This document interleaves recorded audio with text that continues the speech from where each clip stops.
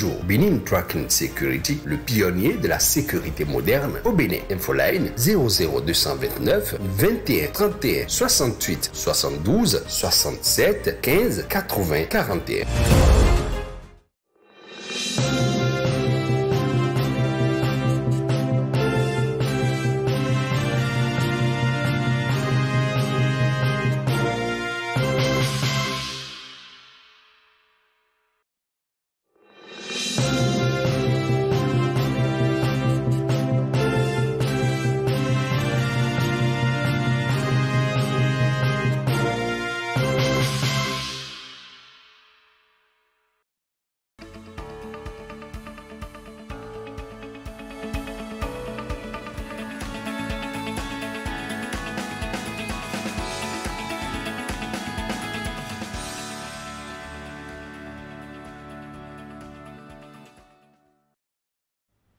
19h30 à Cotonou, bienvenue si vous nous rejoignez dans cette édition. Voici les titres de l'actualité. Au sommaire, ce soir, conformément au communiqué du ministre de l'Intérieur en date du mardi 14 mars 2023, la répression contre les motos sans plaque d'immatriculation devrait démarrer hier samedi. Mais qu'en est-il concrètement dans la mise en application de cette mesure, notamment dans le septentrion, précisément à Parakou? Notre antenne régionale, Halibori Bogou, a fait le constat. Les détails sont à suivre. À suivre également ce soir, le ministre des Enseignements maternels et primaires qui a présidé à Porto Novo, la capitale, la session du groupe local éducation pour la validation du document de pacte de partenariat pour l'éducation nationale au Bénin. C'est un don dont la mise en œuvre permettra au Bénin de capter de nouveaux financements devant renforcer le secteur de l'éducation nationale. On parlera aussi ce soir du projet COSO, un projet qui vise à améliorer la collaboration régionale et renforcer la résilience socio-économique et climatique dans les régions cibles du nord des pays du Golfe de Guinée. Les acteurs opérationnels des communes concernées au Bénin ont été outillés sur les procédures de calcul mais aussi de transfert des ressources dans le cadre de sa mise en œuvre. Voilà pour la charpente de cette édition. Bonsoir à tous, merci de toujours nous préférer.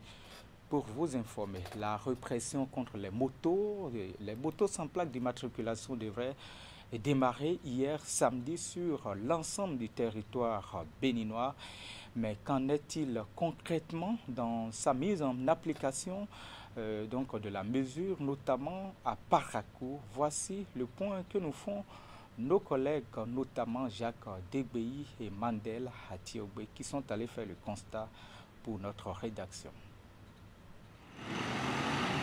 Après-midi ensoleillé, ce samedi 25 mars à Parakou, date retenue par le ministère de l'Intérieur pour la traque contre les motos sans plaque d'immatriculation. En circulation, tout se passe comme si de rien n'était. Avec ou sans plaque d'immatriculation, les propriétaires d'engins vaquent allègrement à leurs occupations. La répression n'est pas démarrée à Parakou. Il nous a donné un peu de temps. Ceux qui ont déposé les dossiers de carte là, ils n'ont pas encore prendre ça. C'est vrai, je n'étais pas au courant, mais j'ai aussi appris la nouvelle. En clair, la répression tant annoncée n'a pas démarré dans la cité des Kobourou. À 2, 3 ou 4 roues, beaucoup de véhicules circulent sans la plaque, mais avec la peur au ventre. Bon, ils ont dit que ça allait commencer aujourd'hui. Et pour cela, quand je me suis réveillé, j'ai laissé ma moto à la maison. J'ai dû prendre ZIM parce que je n'ai pas la plaque. Donc, pour aller faire mon job, j'ai pris ZIM. À ma grande surprise, le ZIM me faisait comprendre qu'ils ont repoussé la répression, que ce n'est pas aujourd'hui que ça allait commencer. Donc j'ai aussi remarqué qu'il y a beaucoup de motos en circulation qui n'ont pas fait de plaque. Donc je me suis dit certainement qu'effectivement le ZIM a raison. Pour cela, je suis au plan, j'ai pris ma moto. Pour une frange de la population, cette opération est inopportune, surtout dans un contexte de morosité économique. D'autres, par ailleurs, dénoncent les tracasseries qui entourent le processus d'établissement de la plaque et exhortent au finish le gouvernement à repousser la date de la répression. Tout devient cher jour en jour. Et ça là, le gouvernement peut faciliter encore la tâche pour nous, mais pour amener, commencer par amener les répressions en même temps, ceux qui n'ont pas, ils vont arrêter, amener à la fourrière et ils vont faire d'urgence pour aller faire tout ça là. Pour moi, c'était quelque chose qui était étonnant pour moi. Moi, je n'ai pas encore de plaque. Ce n'est pas que je ne suis pas conscient. Toutes les fois que je me présente, je constate qu'il y a trop de flux d'attente. Il faut attendre, on se dit si je reviens demain, après-demain. Après tout, il faut que la famille puisse survivre. Beaucoup de personnes ne sont pas à jour. Il y a beaucoup de dossiers déposés pour la plaque qui ne sont pas encore sortis. Si les autorités peuvent nous permettre, nous donner encore un peu de temps pour que nous puissions nous mettre à jour, tout serait bon. Parce que je vois même qu'ici, j'ai déposé, mais je n'ai pas encore trouvé ça. Depuis l'annonce de cette répression, les locaux de l'Agence nationale des transports terrestres Borgo à Libori sont bondés de monde tous les jours, sauf les week-ends où l'administration reste fermée. Parlons maintenant du projet de cohésion sociale des régions de Golfe de Guinée-Bissau. Je vous l'annonçais dans mes titres, un projet qui vise à améliorer la collaboration régionale et renforcer la résilience socio-économique et climatique dans les régions cibles du nord des pays du Golfe de Guinée. Les acteurs opérationnels des communes cibles ont été outillés sur les procédures de calcul, mais aussi sur le transfert des ressources dans le cadre de la mise en œuvre du dit projet. Ceci à travers un atelier qui a eu lieu à Parakou, la cité des Kobours. Regardez. Trésoriers communaux et départementaux, maires et secrétaires exécutifs, ces acteurs opérationnels des mairies des départements du Borgo et de la Libori, de la Takora et de la Donga en savent désormais plus sur les mécanismes de calcul et de transfert des ressources dans le cadre du projet de cohésion sociale COSO. Ceci grâce à cet atelier d'explication et d'appropriation qui intervient en prélude à la phase opérationnelle du projet. Le projet vise au renforcement de l'inclusion et de la cohésion sociale. Je voudrais juste vous rappeler que si vous êtes ici ce matin, c'est parce que la composante 1 du projet, qui représente 75% de ressources de ce projet, le transfert des ressources passera par le circuit FADEC. Donc ça veut dire que le projet a été mis en place pour renforcer le dispositif que les communes ont en place à travers leur PDC. Les échanges ont par ailleurs porté sur le contenu des documents du projet, les rôles et responsabilités des différentes parties prenantes, ainsi que les modalités de ciblage des arrondissements dans les communes concernées. Une démarche des responsables du projet, saluée par le représentant de l'Association nationale des communes du Bénin. Parce qu'aujourd'hui, toutes les parties prenantes de la mise en œuvre de ce projet sont là pour s'approprier le projet et faciliter sa mise en œuvre. Je voudrais aussi dire que les communes d'impact du projet COSO et l'ANCB joueront leur partition pour une bonne exécution de ce projet.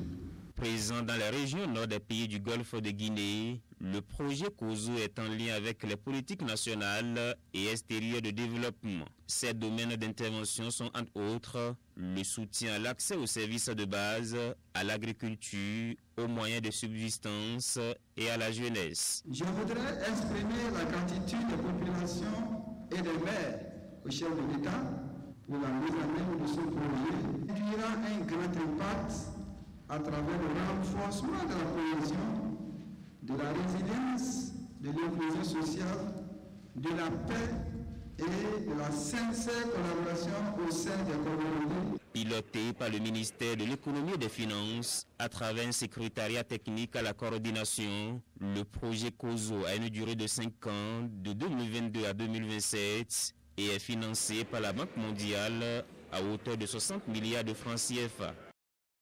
Autre volet de l'actualité ce soir, le ministre des enseignements maternels et primaires a lui-même présenté à Porto Novo la session du groupe local éducation pour la validation du document de pacte de partenariat pour l'éducation nationale. C'est un document dont la mise en œuvre permettra au Bénin de capter plus davantage de nouveaux financements devant servir et surtout rendre plus performant le secteur de l'éducation nationale. Emma Rodon. Au menu de cette session extraordinaire du groupe local éducation, présidé par le ministre des enseignements maternels et primaires, la validation du document de pacte de partenariat pour la mobilisation des financements annoncés par le Partenariat mondial pour l'éducation. Excellence, Monsieur le ministre des enseignements maternels et primaires, président du groupe local éducation, vous avez confié à une équipe intersectorielle l'élaboration du pacte de partenariat du Bénin, un document qui définit la manière dont le Bénin entend collaborer avec ses partenaires autour d'une réforme prioritaire susceptible de catalyser le changement à l'échelle de tout le système. L'équipe a fini son travail. Excellence, Monsieur le ministre, le pacte de partenariat devra être endossé par le groupe local éducation avant d'être envoyé au conseil d'administration du GPE pour la suite du processus devant conduire à l'introduction de la requête du Bénin pour la mobilisation des nouveaux financements annoncés par le PME. Procédant à l'ouverture des travaux, le ministre des enseignements maternels et primaires et le chef de file des partenaires techniques et financiers du secteur ont rappelé aux participants l'importance du document à valider. Le pacte de partenariat est une bonne opportunité pour mobiliser de nouveaux financements pour le secteur de l'éducation. Nous restons convaincus que ce pacte contribuera grandement à la réalisation des objectifs du gouvernement en matière de l'éducation et à relever les défis propres au secteur. Rassurez donc de votre disponibilité, de votre sens d'engagement, de vos qualités intrinsèques et de votre professionnalisme, je ne doute pas un instant que la validation du draft du pacte de partenariat ne souffrira d'aucune insuffisance. Ainsi, par cet acte d'une noblesse rare, le Bénin parviendra à décrocher les nouveaux financements annoncés par le PME et destinés à accroître les performances de son système éducatif. Après la présentation du document, le débat a été ouvert. Des recommandations et amendements ont été faits et ont débouché sur la validation du document à la grande satisfaction de tous les acteurs. Après la prise en compte des observations, le pacte ainsi validé va être transmis au conseil d'administration du Partenariat mondial pour l'éducation pour examen et approbation. Économie et transformation industrielle. Dans cette édition, les femmes transformatrices de soja à Tchabikouma dans la commune de Kouandé sont en joie depuis mercredi. Elles disposent désormais d'une unité de transformation de cette légumineuse en fromage. L'infrastructure mise en service va leur permettre de mener plus facilement désormais leur activité génératrice de revenus. L'unité a été réalisée grâce à l'appui du projet de promotion de l'agriculture. William Judicaël Cliquant. Plus question de recourir aux pratiques artisanales précaires de transformation du soja grain en fromage ici à Tchabikouma. Les femmes de cet arrondissement de Kouandé disposent désormais d'une infrastructure appropriée, érigée avec l'engagement concerté des autorités communales et du projet promotion de l'agriculture Pro-Agri 4 de la coopération allemande.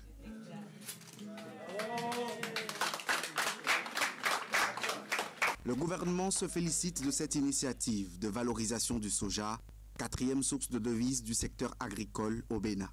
Aujourd'hui, le fromage de soja est devenu la viande des moins aisés car son prix est à la portée du grand monde.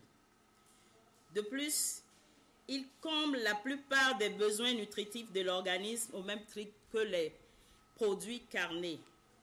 Je ne peux que me réjouir de l'initiative prise par L'un des plus importants projets de notre secteur agricole, le ProAgri, projet promotion de l'agriculture, phase 4, qui depuis près d'une dizaine d'années œuvre inlassablement auprès des femmes en leur dotant de formation et de bonnes pratiques d'hygiène et de transformation, en leur offrant des outils techniques. Nous devrons être conscients qu'autant fantastique et réussi ce projet nous semble, que ce projet doit faire encore son baptême de mise en œuvre et le preuve de son fonctionnement qui permettra aux femmes de continuer leur production et de l'améliorer davantage en ce qui concerne la qualité du fromage et la quantité produite. L'unité de transformation de soja en fromage de Chabikouma est un vecteur d'autonomisation financière des femmes de cette localité qui ont souhaité sa construction. Elles n'ont pas tari de mots de reconnaissance à l'inauguration du joyau. Aujourd'hui, c'est un grand jour pour nous et pour l'arrondissement de Chabikouma, parce que nos rêves ont été réalisés. Au nom de toutes les femmes transformatrices de fromage de Chabikouma, je vous dis un grand merci. Merci au gouvernement béninois. Merci ProAgri 4 GIZ et tous ses personnels. À toutes les femmes transformatrices bénéficiaires de ce joyau, tout en vous félicitant pour ce nouveau cadre de travail, je vous invite à observer les règles d'hygiène et de propriété à l'intérieur et autour de l'unité afin de garantir sa durabilité. Le projet promotion de l'agriculture ProAgri 4 est un des 6 projets de la coopération allemande œuvrant pour la sécurité alimentaire au Bénin et la résilience de l'agriculture face aux différentes menaces. Et pendant ce temps, 2 orphelinats de la commune d'Abomey-Calavi ont bénéficié de l'accompagnement de l'association Glamour, aussi à l'occasion de la célébration de ces 7 années d'existence au Bénin. Eh bien, les membres de ce creuset ont doté le centre ICAB Saint-Mathieu et Cité des Anges de vivres, mais aussi de vêtements pour soulager les enfants orphelins. Teddy Goudalo. Ce lot de produits composé de vivres et de vêtements est destiné aux enfants démunis de 2 orphelinats dans la commune d'Abomey-Calavi. Il s'agit des centres d'accueil ICAB Saint-Mathieu et Cité des Anges. Avec ce geste de l'association Glamour, les responsables de ces orphelinats disposent donc de quoi nourrir durant une longue période ces petits enfants.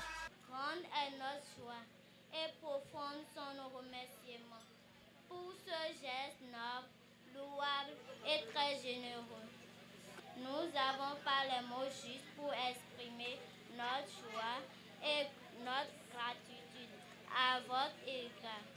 L'association Glamour a pour devise la tolérance, la solidarité et l'amour. Comme le dit Raoul Folero, nul n'a le droit d'être heureux tout seul. C'est pourquoi le club Glamour, à travers l'impulsion de notre présidente, appuyée par le président d'honneur, nous, chaque année, nous allons à la rencontre de nos enfants démunis, les enfants en situation difficile. Et ce don qui intervient dans le cadre de la commémoration des 7 années d'existence du regroupement traduit bien le sens de générosité des membres. Au-delà de ces moments de joie passés en compagnie de ces enfants orphelins, l'Église catholique Saint-Michel de Cotonou a abrité une messe d'action de grâce en vue d'implorer la bénédiction divine sur le creuset.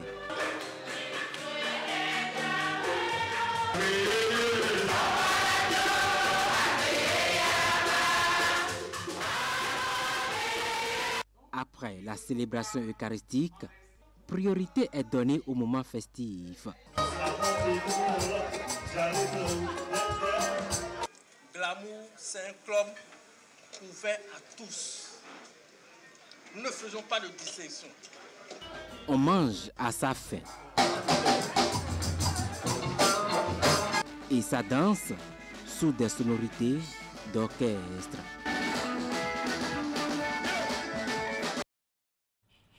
Un mot sur la religion pour boucler la boucle avec le grand rassemblement au temple du ministère international de la puissance et de la résurrection du Christ.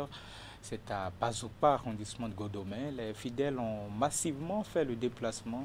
Et bien, c'est pour réaffirmer leur foi, occasion pour eux de vivre d'heureux moments d'adoration, mais aussi de prière.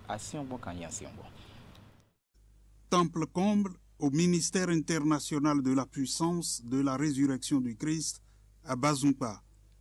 Des fidèles venus de plusieurs pays d'Afrique, d'Europe et d'Amérique y prennent part. Une séance de rassemblement international pour vivre d'intenses moments de prière et de consécration au cours de la dédicace du temple au Seigneur. Aujourd'hui, nous avons prévu la dédicace du temple de l'Éternel, mais notre père spirituel étant empêché, nous avons introduit la première séance des rassemblements internationaux de tout le ministère, qui va marquer le début des conventions du ministère Auto-Auto.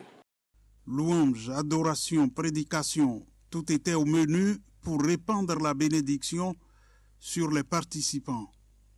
À cela s'ajoutent des délivrances, des miracles et des témoignages poignants. Pour l'apôtre Charles Passot, tout ce qui est accompli l'est par l'œuvre de l'Esprit Saint. C'est tout simplement la Bible qui s'accomplit. Jésus-Christ a ressuscité et nous a donné son esprit. Et il a donné la promesse qu'avec cet esprit, nous ferons des choses plus grandes que celles que lui, il a faites. Et c'est cette promesse qui est en train de s'accomplir. Ce ne sont pas les œuvres d'un homme, c'est l'esprit de Dieu avec un homme qui est disposé et travaille dans la foi. Et le Saint-Esprit fait le reste. C'est ce miracle qui est l'origine. Le ministère international de la puissance et de la résurrection du Christ prévoit une série d'activités les mois prochains. La prochaine étape, c'est l'anniversaire du ministère qui aura lieu au mois de juin et qui sera par la grâce de Dieu couplé avec la dédicace de ce temple. Et nous croyons fortement qu'en ce moment, notre Père spirituel sera présent. L'apôtre Charles Passot, fondateur du ministère international, prévoit la restauration du Bénin. Pour lui, le Bénin sera au rang des pays les plus riches au monde dans 10 ans par la grâce de Dieu. Mesdames, Messieurs, c'est la fin de ce journal préparé par l'ensemble de la rédaction. Merci de votre fidélité. Restez câblés sur le programme du Canal 3 Bénin. Bonsoir chez vous.